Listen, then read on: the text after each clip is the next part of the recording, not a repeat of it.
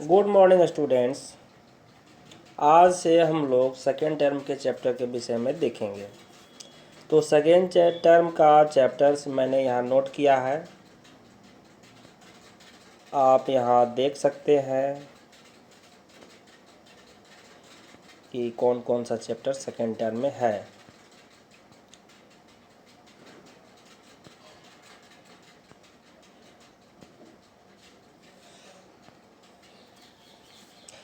Chapter 11 है algebra, chapter 12 है ratio and proportion, chapter 4 है बेसिक ज्योमेट्रिकल आइडियाज़, चैप्टर 5 है अंडरस्टैंडिंग एलिमेंट्री शेप, चैप्टर 14 है प्रैक्टिकल ज्योमेट्री और एक चैप्टर है चैप्टर 10 मेंसुरेशन। तो ये सब चैप्टर आपको सेकेंड टर्म में पढ़ना है। इन सब चैप्टर में से जो यहाँ दिखाया गया है चैप्टर 6 चैप्टर दिखाया गया है सेकेंड टर्म में पढ़ने के लिए। इन सब में से चैप्टर 11 को मैंने फर्स्ट टर्म में ही पढ़ा दिया है।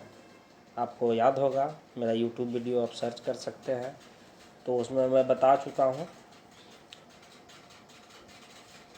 फिर भी मैं यहाँ चैप्टर 11 जो चैप्टर अलजेब्रा है उसको से यहाँ शुरुआत कर रहा हूँ। एक तरह से रिवीजन टाइप से मैं करवा दे रहा हूँ। एक्सरसाइज 11.2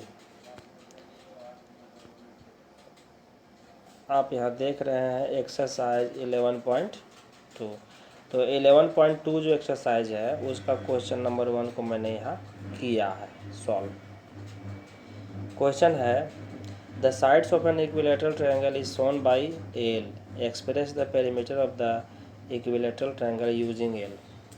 तो एक इक्विलैटरल ट्रायंगल दिया हुआ है और उसका 3 साइड है और तीनों साइड इक्वल होता है। प्रत्येक साइड की लंबाई एल के द्वारा सूचित किया गया है। तो उसके पेरीमीटर को एक एल के टर्म में शो करना है। मैंने यहाँ एक फिगर बनाया इक्विलैटरल ट्रायंगल का और इसका प्रत्येक साइड को एल से डिनोट कर रहा हूँ। आप यहाँ देख रहे हैं कि जो पेरीमीटर होता है वह उसका बाहरी घेरा का कुल लंबाई होता है। तो इस ट्रायंगल में बाहरी घेरा है इसका साइड और तीनों साइड का लंबाई एल के बराबर है। तो पेरीमीटर ऑफ इक्विलैटरल ट्रायंगल हो जाता है 3 इंटू साइड। तो पेरीमीटर को हम P से डिनोट करें तो P बराबर 3 इंटू एल हो जाएगा। तो यह एक एल्जेब्रिक एक्सप्रेशन हो गया। ये अलजेब्रा के द्वारा हम इसको एक्सप्रेस किए किस चीज़ का, तो पेरीमीटर ऑफ इक्विलैटरल ट्रायंगल का। तो ये मैंने पहले भी बता दिया है और एक तरह से रिवीजन के टाइप पे मैं फिर से करवा रहा हूँ। उसी तरह से एक क्वेश्चन ले लेते हैं 11.2 एक्सरसाइज का, क्वेश्चन नंबर 4। उसमें कहा जा रहा है कि the diameter of a circle is a line which joins 2 points on the circle and passes through the center of the circle. In the following figure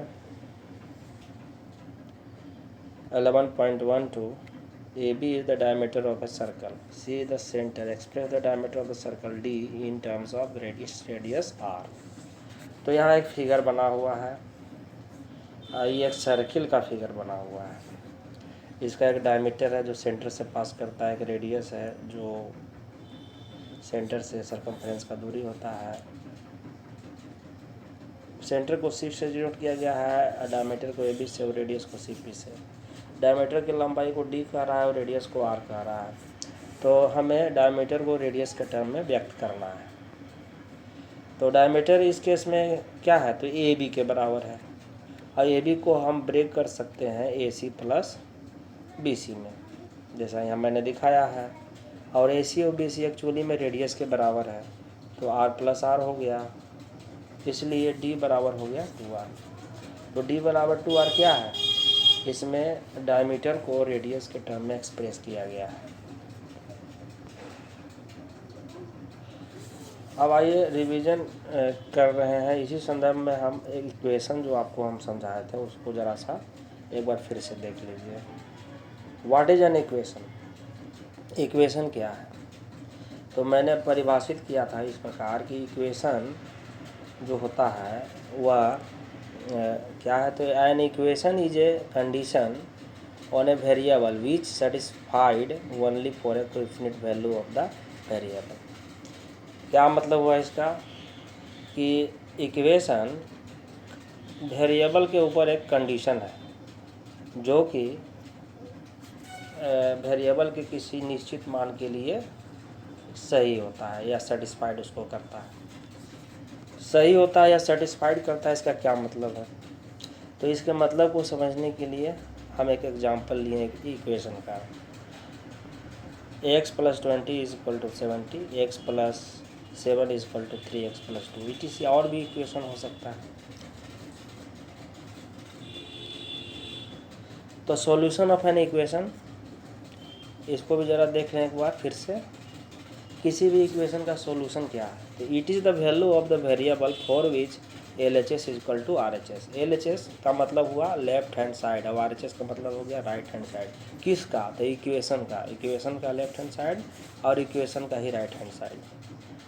तो इक्वेशन का सॉल्यूशन क्या है? तो वैल्यू ऑफ द वेरिएबल, जिसके लिए equation का LHS equation के RHS के बराबर होता है। इस चीज़ को समझने के लिए मैंने यहाँ एक एग्जांपल लिया है। Let us take an example of an equation x + 2 = 0। अब इस इक्वेशन में हम x वेरिएबल है, x का बहुत मान हो सकता है, लेकिन x बराबर -2 रखते हैं तो क्या आ रहा है? आप यहाँ देखिए, x बराबर -2 रख रहे हैं तो LHS का वैल्यू हो जा रहा है x के जगह पे -2 + 2 यानी कि 0, और RHS 0 दिया हुआ है। So LHS = RHS in this case when x = x = -2।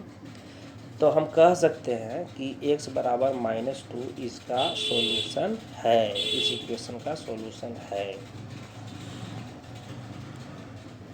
तो आज शुरुआत है फर्स्ट टर्म के एग्ज़ाम के बाद सेकंड टर्म का चैप्टर का। याद रखिए कि मैंने चैप्टर ये अलजेब्रा चैप्टर मैं पहले ही पढ़ा चुका हूँ।